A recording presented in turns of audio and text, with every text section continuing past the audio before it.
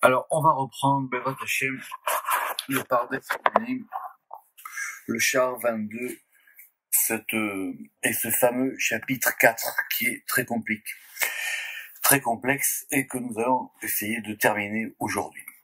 Donc, on en était où? On en était dans l'explication de ce texte du Bahir, c'est clair. Effectivement, on voulait comprendre comment est-ce que les patriarches, ils avaient eu ou non un rapport avec la Séphira de Malchut. Mais avant de reprendre la dernière partie du texte, il faut rappeler quel est le but de la porte et le but du chapitre. Le but de la porte du chapitre, c'est très simple. C'est-à-dire, comment est-ce qu'un homme, il peut être vecteur ou véhicule d'éléments supérieurs. C'est ça qu'on appelle les kinouïm. Comment est-ce qu'on peut nommer une chose? On peut la dénommer en reliant, soit par exemple, un membre du corps à une fonction, ou par exemple, le fait simplement quand on a dit qu'Abraham, il était le vecteur de la Séphira Chesed. C'est ça notre propos principal. Et dans le texte où on en est sur une objection du Bahir qui a dit effectivement, c'est connu que les patriarches, ils n'ont pas eu de rapport avec la Malchut tel qu'ils devraient l'avoir. Et c'est fondé sur le verset des psaumes qu'on a vu qui dit Even ma'asu abonim aïta lerosh pina. Avant de reprendre le texte, il faut relire ce verset. D'abord, d'un point de vue grammatical. Even ma'asu abonim. Il y a une pierre. Donc on va revenir, c'est quoi cette pierre? Cette fameuse pierre dont on a parlé depuis le début du texte du Bahir, que les constructeurs Ma'asu ont dédaigné ou dont ils ont eu, ils l'ont posé en objet de dégoût. Ma'asu abonim. Aïta l'erosh pina, et c'est un passé. Cette pierre-là, elle était la pierre angulaire. Autrement dit, c'est une fois qu'on a construit le bâtiment, il y a les constructeurs, les bonim, et on dit que les patriarches s'appelaient les bonim, et Ven Ma'asu bonim, ils ont construit quelque chose, et ils n'ont pas fait attention qu'il y avait une pierre qui était la pierre angulaire. Et cette pierre-là, non seulement ils l'ont pas considérée, mais ils l'ont dédaignée.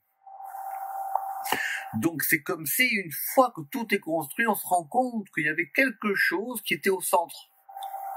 Quelque chose, c'est ça, Rosh Pina. Elle était la tête de l'angle. C'est pour ça qu'on traduit la pierre angulaire. C'est comme s'il y a un point central et on le voit pas. Et c'est après qu'il apparaît. Donc c'est pour ça que le Bahir, il expliquait que cette notion de cette pierre-là qui s'appelle la Malchut, elle était la première de toutes choses. Maintenant, revenons sur Abraham. On a dit qu'Abraham, il était lié à Chesed, et que Abraham, on lui a proposé la Malchut, et qu'il n'en a pas voulu. Le Bahir, il a une objection qui est marquée qu'effectivement, c'est marqué clairement que la Torah elle-même, elle dit que Abraham, il a gardé Mishmarti, et que effectivement, on a dit que il avait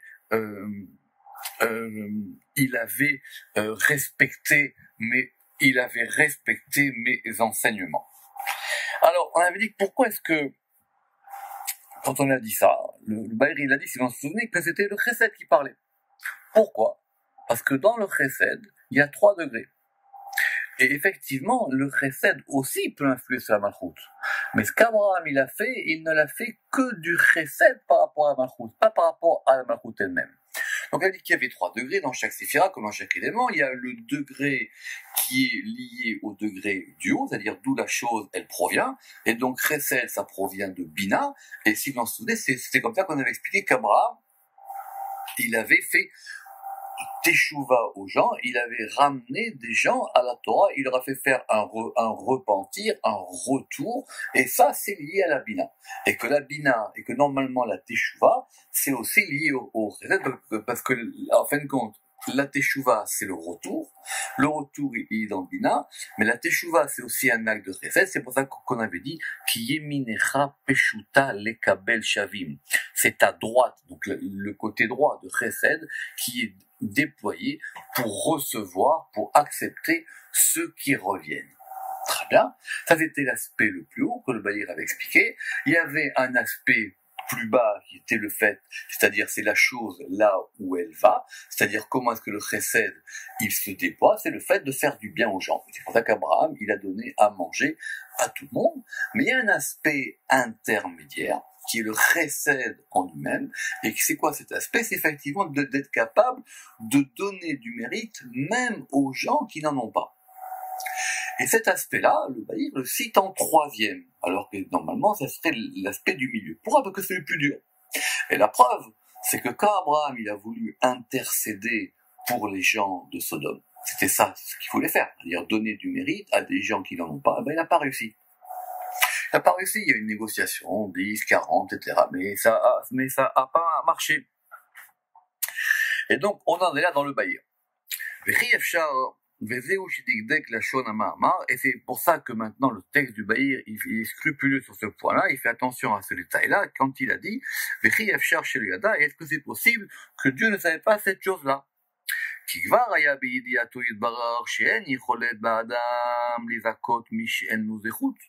Dieu sait très bien que c'est pratiquement impossible de donner du mérite à celui qui en a pas. Ce qui est pélé quand même, c'est que si cet aspect-là, il n'est pas possible, alors comment l'aspect qui est encore plus haut, qui est le fait de faire teshuva, il est possible? Alors c'est une bonne question. Mais en tout cas, lorsque Dieu dit qu'il va détruire Sodome, le verset il a dit Velo Neymar a mechase ani, et il a dit, et c'est pour ça qu'il a été dit, et là, les filles, Shaya Abraham, Mishtadel Beshlimut Chesed. C'est-à-dire que parce qu'Abraham, il s'est efforcé d'accomplir pleinement le Chesed, donc y compris cette notion, à savoir qui est de donner du mérite à ceux qui n'en ont pas.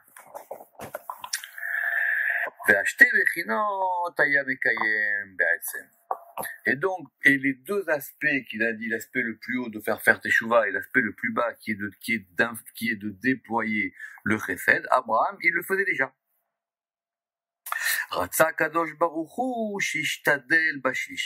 Et donc, le Saint béni soit-il, il a voulu qu'il s'efforce de faire ce troisième aspect qui est le plus dur. Et qui est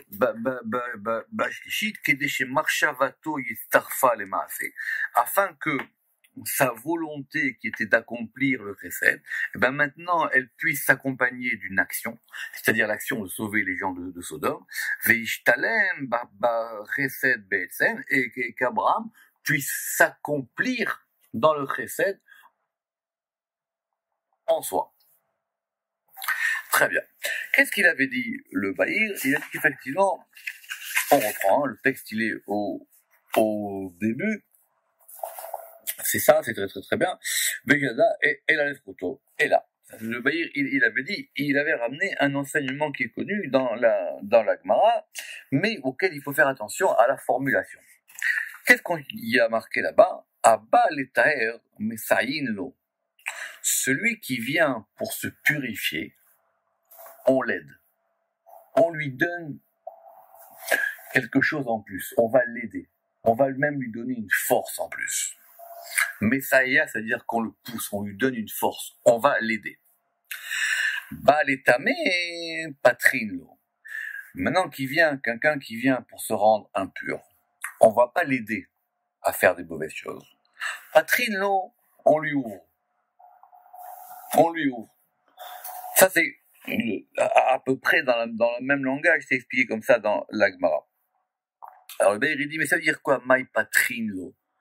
Pourquoi est-ce que ça veut dire qu'on lui ouvre? Pourquoi est-ce qu'il y a deux mots différents? Celui qui vient se rendre pur, Abba letaer, alors celui-là, on l'aide, on lui donne une force. Baletame patrinlo, et celui qui vient se rendre impur, simplement lui, on lui ouvre. Mai pitrin. Alors autant ma petuchim tamid, ce sont des choses qui sont ouvertes. C'est tout le temps ouvert devant toi. On va pas t'aider. On va simplement dire si tu sais quoi, si tu veux, la porte, elle est ouverte. C'est ça que va dire ici, qu'on va expliquer maintenant. Abaletaer. Baletame pitrino, mai pitrino, pirouche. Pourquoi est-ce qu'effectivement on a deux termes différents? Dans un côté, on a dit Messaïn, on va l'aider, et de l'autre côté, on a dit Pitrine, simplement on lui ouvre. Elle a tam. Kikesheba Adam letaer, as potrin lo, tachim yoter minaraoui. Lorsque l'homme, il vient pour se rendre pur, on va lui ouvrir plus de choses que de convenables. Keinyan vayeter lo Hashem. Vaïterlo chez Patarlo Pétar. Ça veut dire qu'on va lui ouvrir une porte, on va l'aider, on va lui donner un surplus de force. Et même dans le cas de Ménaché, effectivement, Dieu, il lui a donné quelque chose qui venait d'en dessous du trône de gloire. C'est ça, Messaïn. On va être capable de déplacer des choses, même d'en haut, pour pouvoir l'aider. Aval, kesheba letame en potrino. Maintenant, quand il vient pour se rendre impur, alors on va pas lui ouvrir des choses en plus. Et là, aptachim niftachim atzmam. Les choses, elles s'ouvrent d'elles-mêmes. Si tu veux y aller, vas-y. Sheba emirtse, emirtse. Tu veux sortir, c'est ça en gros. Tachim, c'est que dire, tu veux sortir, sors, va-t'en. Tu veux y aller, fais-le. C'est le libre arbitre. Vezeu patrino, rotselomar, yeshlo petuchim petuchot shebaem yetse. Il y a des portes par lesquelles maintenant il peut sortir. Donc ça c'était pour expliquer comme quoi que les gens de Sodome, qui eux effectivement ils ont voulu faire des bêtises, alors on les a laissés faire. D'accord, très bien. Et Abraham, il a essayé effectivement de leur donner du mérite. Très bien. Alors, on avait dit que le verset, il a dit, mitzvotav, chukotai, vetorotai. Que, effectivement, Abraham, on a dit qu'il avait respecté tous les commandements. Et le verset, il a dit, mitzvotai, chukotai, vetorotai. Donc, mes commandements, chukotai, vetorotai. Torotai, c'est un pluriel. Donc ça peut pas être mes Torot, mes Torah, il n'y a qu'une seule Torah. Donc ici, mes Torota, comme on verra plus tard, ça veut dire mes enseignements. Bah, גם כן נתרץ, מה ידע כשלי מקרא כי המצוות אב המלכות, כנראה שיש לי המלכות. Alors il dit, mais donc ce verset, on voit bien qu'il a respecté les commandements. Or les commandements, ils sont dans la malchut. Alors on a dit non, c'est pas comme ça qu'il faut comprendre. ואתה תירץ שאין הכוונה שהשלימה ונדבק בה liot mamash markeva elia. C'est pas que il a été en adhésion avec la malchoute et il s'est parfait avec la malchoute à tel point qu'il en devienne vraiment un vecteur, comme celui qui est attaché à cette notion de malchoute comme le roi David. Alors il en devient vraiment, comme on l'a dit, une merkava, un vecteur, un véhicule. Et là, kavana, simplement on veut dire qui a falpi chez loyacha fezba, bien qu'il ne l'a pas voulu. Bien qu'il n'ait pas voulu ce degré de la malchoute, comme on l'a dit depuis le départ, on l'a proposé et il n'en a pas voulu. Imkolze, shamar mitzvotea. Mais il a quand même gardé les commandements de la malchoute, les hashpia ba mimidato, pour pouvoir donner un influx à la malchoute, mais depuis son degré à lui. Donc ça veut dire que il a acquis un degré, puis qu'au départ, on lui a proposé un degré. Il n'en a pas voulu. Il a dit, moi, je veux m'attacher à mon degré à moi, qui est le tréfed. Mais malgré tout, depuis son degré, il a donné un influx à ce degré-là qu'il avait refusé, qui s'appelle la malchoute.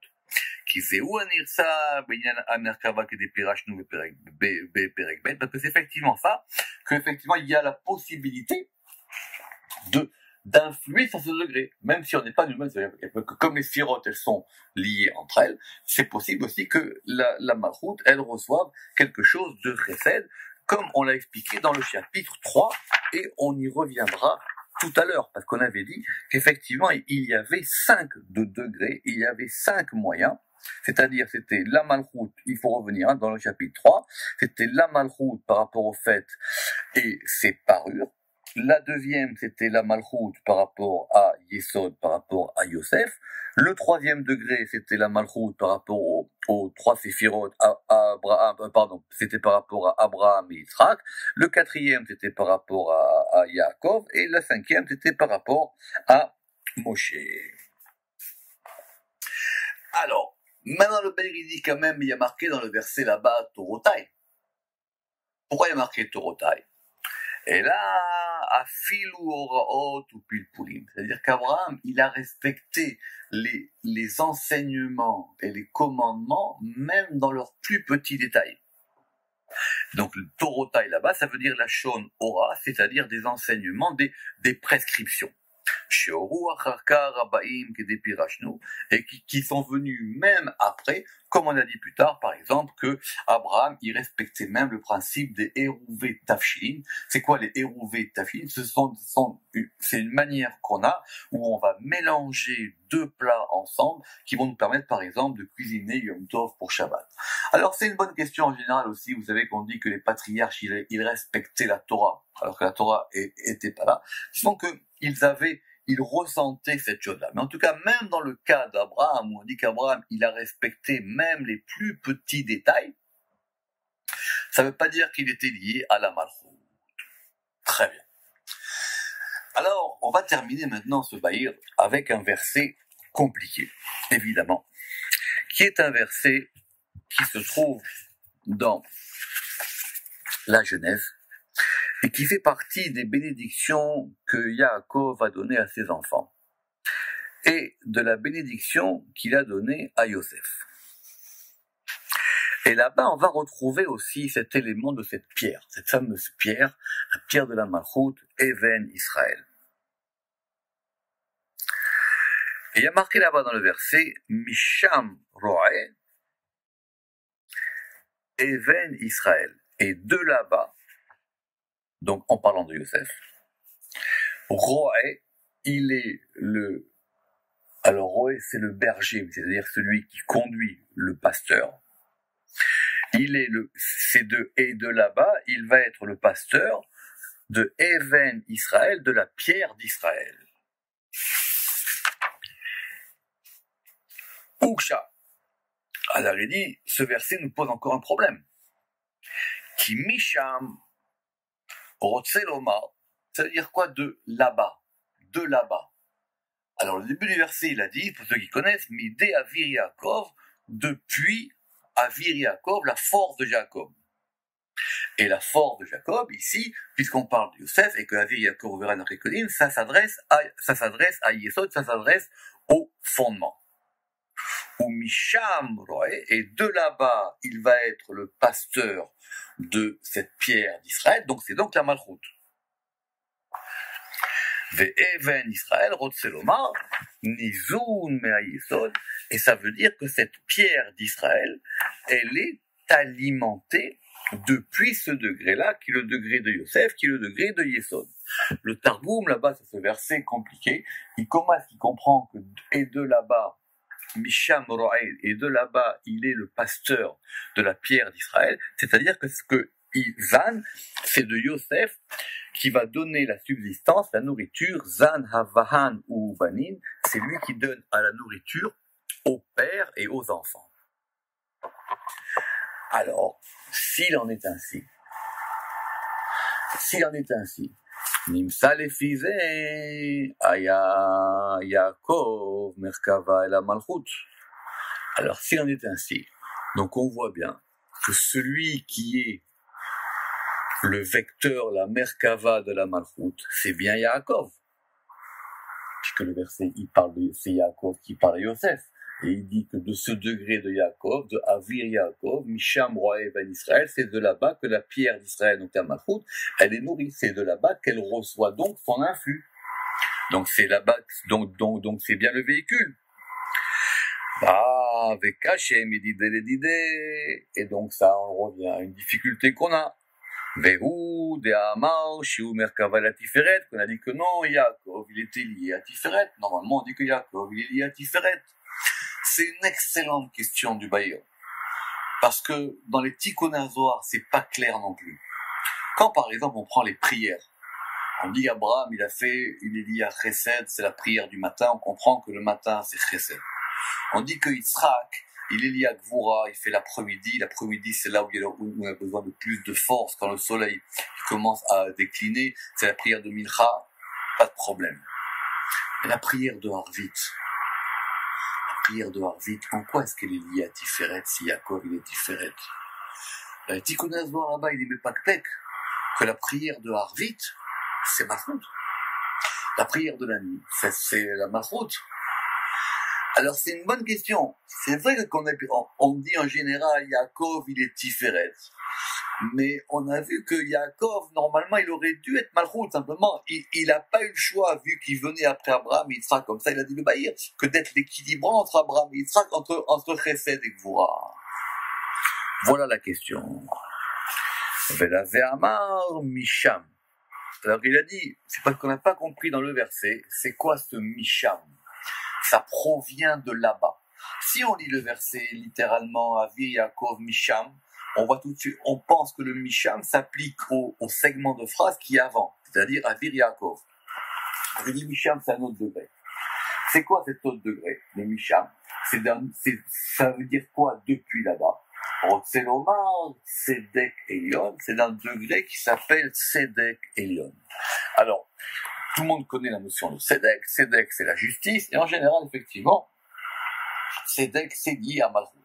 Et dans Tzedek, il y a plusieurs degrés. C'est-à-dire, il y a la justice dure qui n'est pas arrangée. Et il y a la justice qui est arrangée. Et quand elle est arrangée, elle est adoucie, à savoir qu'elle est équilibrée. On rajoute un « et » à la fin. Et ça devient la Tzedaka. C'est pour ça qu'il y a Tzedek et Tzedaka. Alors il dit, c'est quoi ce degré de Tzedek Elyon? Tzedek Elyon, c'est Bina. Et pourquoi? Parce que depuis le début, on dit que ce degré de la Malchut, cette pierre qui a été, cette lumière qui est une pierre qui a été cachée, enfouie depuis le début de la création du monde, elle est cachée dans la Bina. Et c'est là-bas, et parce que c'est le palais dans lequel est enfouie cette première lumière et qui sera dévoilée, les Atid Lavo, dans les temps futurs. Et cette lumière-là, cette pierre-là, puisque maintenant on va rentrer dans la conclusion, on avait dit que c'était une lumière, on avait dit que c'était une pierre. Et on avait dit qu'elle avait deux noms, elle s'appelait Vadar Vasocharet. Alors on a dit, le Bahir, il dit ici, c'est maintenant, on comprend pourquoi est-ce que ça s'appelle la Socharet. Et on avait dit que ce mot de Socharet, il n'était pas clair. Même dans le verset, ça provient là-bas dans Megillat Esther. On a l'impression que c'est une espèce de pierre précieuse, ça dépend des traductions. Tirouche. Kvar biarnu ki en haor harishon nikra Socharet, el bioto ganuz babina. Alors ces noms-là, ils ne sont pas exactement des synonymes. Et donc, Socharet, ça correspond à un aspect particulier. C'est quoi? Elle s'appelle Socharet quand elle est au niveau de la Bina. She'az mimena kol sechura shebaolam, et c'est à partir. Donc cette lumière, normalement, elle provient d'en haut. On verra même qu'elle provient même de Chorma, si vous en souvenez. Cette lumière est pour une Chorma. Comme elle était trop forte, qu'on ne pouvait pas voir le début, Yior Vayior, alors elle est descendue de Chorma et elle était cachée dans la Bina. Mais elle existe encore. Elle est là, mais elle est cachée. Et qu'est-ce qu'on nous dit ici? Chez Azmi Mena, Kol Sechora chez Baolam, c'est de là que vient tout commerce dans le monde. Alors, je veux pas m'aventurer trop dans cette explication-là, mais c'est ça que j'ai l'impression que ça veut dire. Quand on appelle Socharet Milachon Sechora, ça veut dire que c'est l'unité de mesure, c'est l'unité de circulation, c'est l'unité de marchandise, mais c'est caché. Que tout est lié à ce degré de la Malchut. She'av, Vezeretze Beomro, Vainu Vesocharet. Alors il dit la question, mais comment tu peux m'attribuer que Tzedek Elyon c'est dans Bina? Alors c'est très simple, parce qu'il y a un Tzedek Elyon, il y a une justice supérieure, il y a une justice inférieure. Qui est Tzedek Elyon ve Tzedek Tarton? Elyon Babina ve Tarton Mamachut.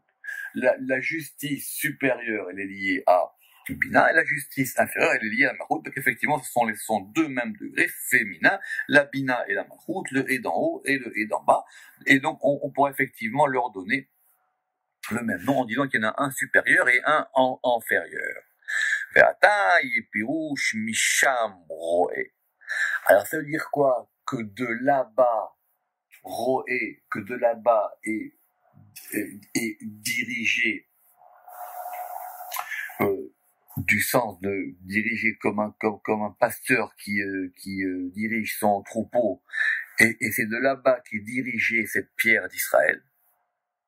Ça veut dire c'est où? D'où est-ce qu'elle est nourrie? Voilà, d'où est-ce qu'elle est nourrie? Rotselomar mi metziyut ha-chochma ha-ne'elam ba-bina. C'est-à-dire que c'est l'aspect de chochma qui est caché dans Bina. C'est-à-dire cette pierre qui a été cachée jusqu'au temps futur. Misham nizuna tiferet. Et c'est de là-bas qu'est nourri d'abord Tiferet. Normal, puisque Tiferet, il émane directement de Bina. On l'a déjà vu. Imashni mesar gevulim shealeem.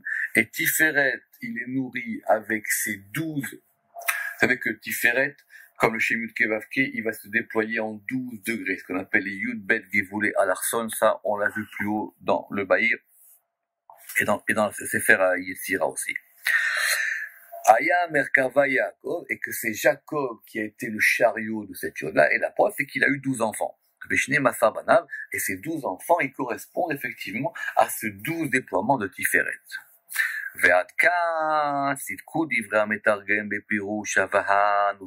On comprend maintenant pourquoi le Targum, il a traduit, il a dit qu'il nourrit les pères et les fils, c'est-à-dire qu'il va nourrir tout le déploiement de ce degré-là de Tiferet.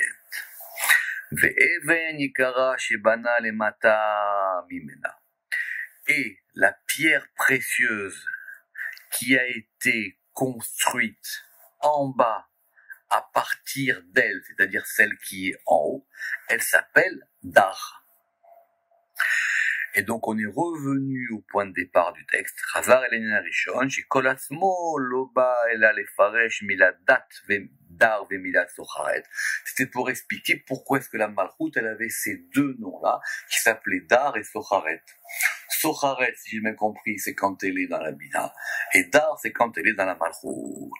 Ad kan igia sichrenu adal bepirush mamar hazeh be'ezer achonel adam da'at.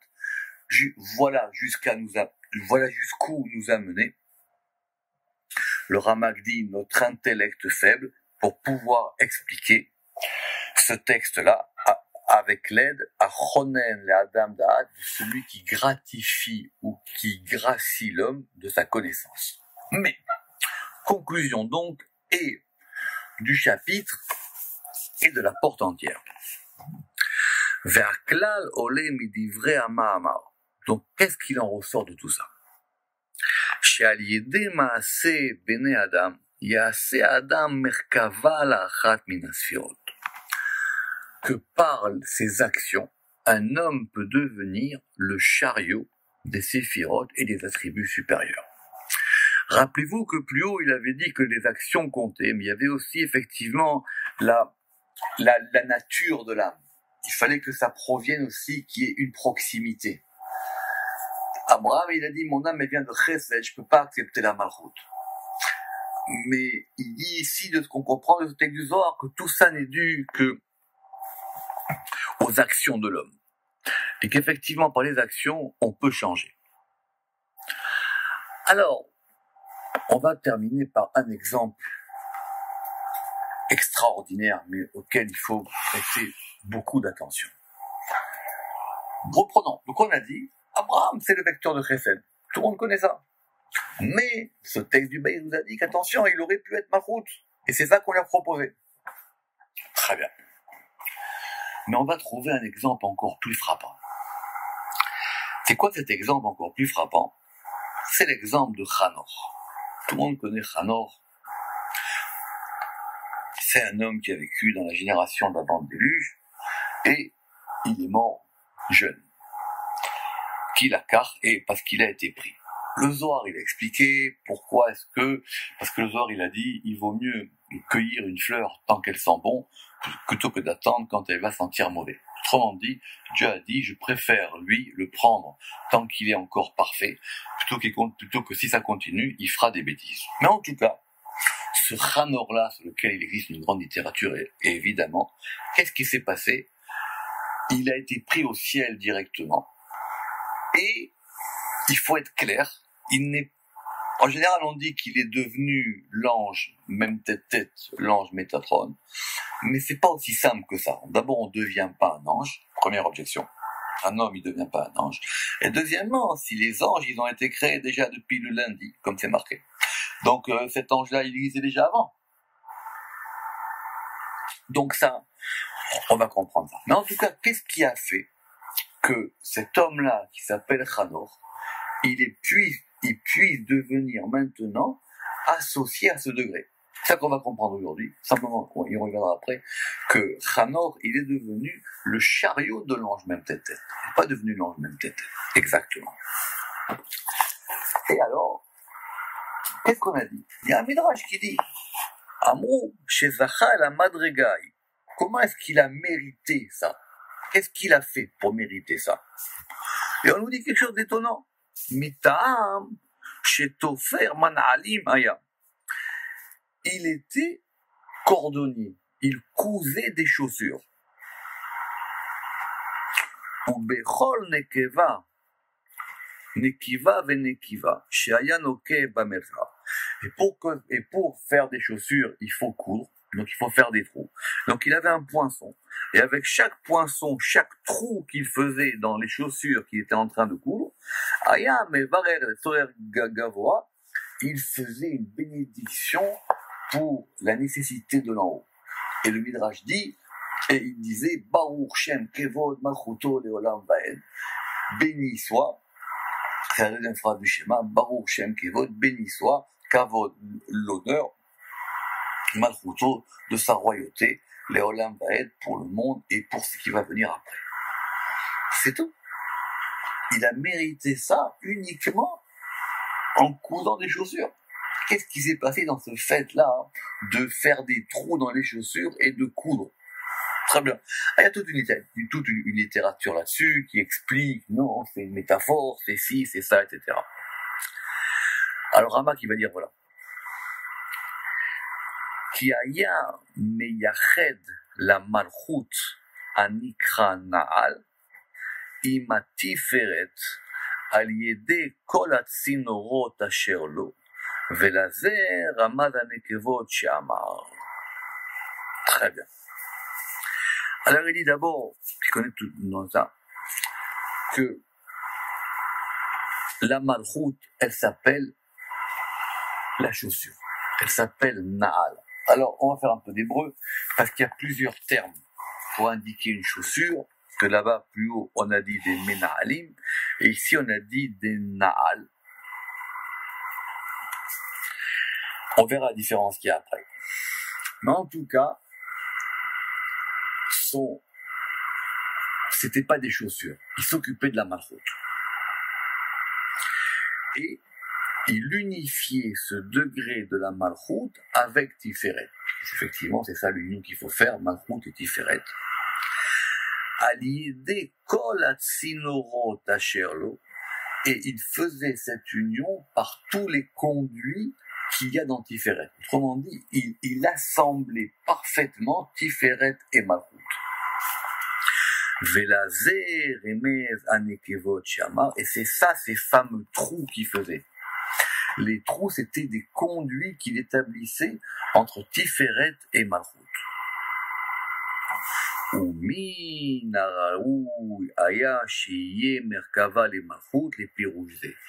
c'est par cela qu'il a mérité de devenir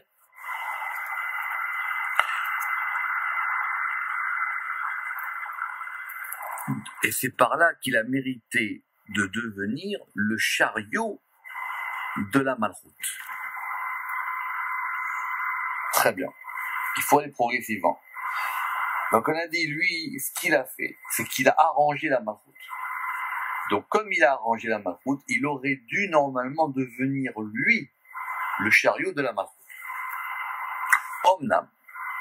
Mais toutefois, donc à ce moment-là, on aurait dit alors pas besoin de David Ameler, que c'est lui qui a réussi déjà à faire ça. Comment est-ce que lui, maintenant, son rapport, il va être avec même tête? Omnam Raïnou Miché Piresh. Alors, il dit, on a quand même vu que des gens ont expliqué que parmi les anges, il y a évidemment de nombreux anges. Il y a un ange qui s'appelle Sandalphon et un ange qui s'appelle Métatron. Alors on dit, on a Braïnou Mishipiresh qui a Sandalphon Nikra Sandal. Que Sandalphon, quand on analyse son nom, on a Sandal, une sandale, ça vient de la maison. Et que même tête, lui, il s'appelle la chaussure. C'est quoi la différence qu'il y a entre une sandale et une chaussure? C'est que la chaussure, elle est refermée. La sandale, elle est ouverte. Vehu aya mechaber mashpia les mêmes têtes. Et lui, qu'est-ce qu'il faisait? Il a fait un lien et il a donné un influx à même tête.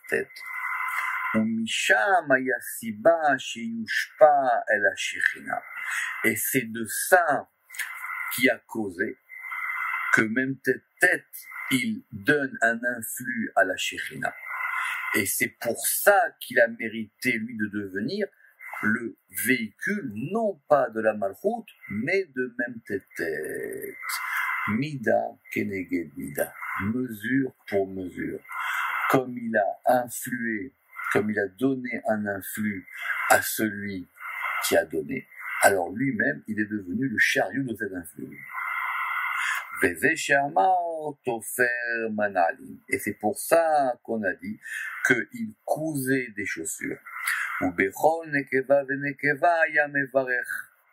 Et effectivement, à chaque trou qu'il faisait, il faisait une bénédiction. Même tête imamida, parce que il unifiait même tête et la malchoute. Donc, c'est pour ça qu'il est devenu le chariot de même tête. Et après, c'était même tête qui influait à la malchoute. Et donc, du coup, par rapport à ce qu'on a vu dans le chapitre 3, les 5 influx qui passent à la malchoute, on en a donc maintenant un 6e.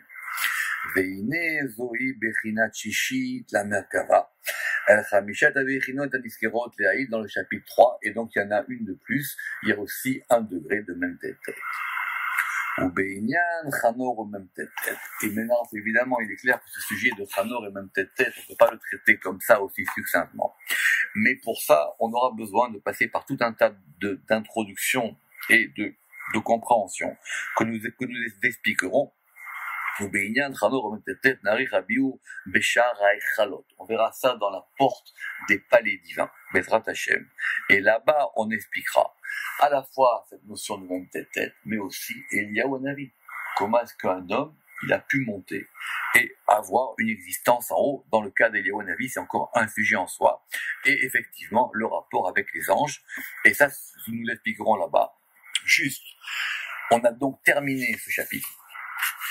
On a terminé en même temps toute la porte, et Bezrat Hashem, on va commencer la prochaine fois ce très très grand portique qui s'appelle Shar Arkei HaKinyim, qui est un dictionnaire total de toutes les notions kabbalistiques selon l'alphabet. Baruch Adonai Le'olam, Amen ve Amen.